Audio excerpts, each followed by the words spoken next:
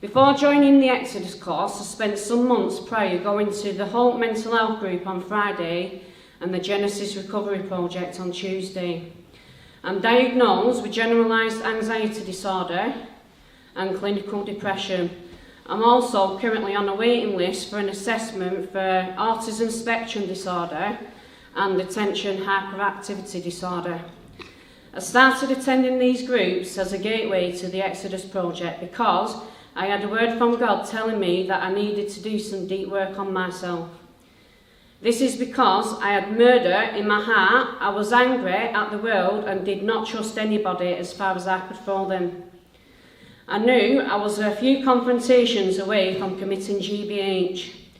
I isolated a lot and didn't want to see anybody to protect myself from people. I first found Jesus in 2002 and was baptised in 2004.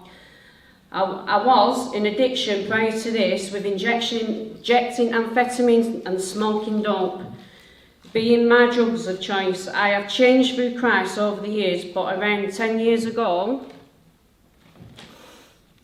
I had a vision of a brick wall blocking me from God's glory.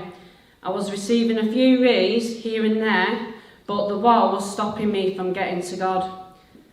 Around 5 or 6 weeks into the Exodus project, after years of asking God what this vision was about and what the wall was stopping me from getting this glory, did he reveal to me. I had another vision of a man I can only describe as Jesus slowly removing the bricks I had laid, and I knew now that I had laid them. It was anxiety and resentment and lack of blame on my part, and guilt and shame and the rest.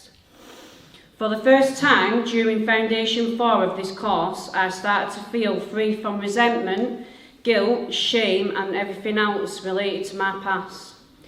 I feel more confident, although you won't think because I'm shaking like a leaf here, but I feel more confident now approaching people and can see my part, whereas before I knew I'd had a part but exaggerated other people's part to make myself feel justified in my actions. In the future, I am hoping to help support the future Exodus projects here at Cots and to keep myself surrounded by Pastor Emma and Bishop Mick, because I know I will easily slip into my own ways. I'm hoping to start some training in the near future at Cots, whatever that may look like. Thank you for listening.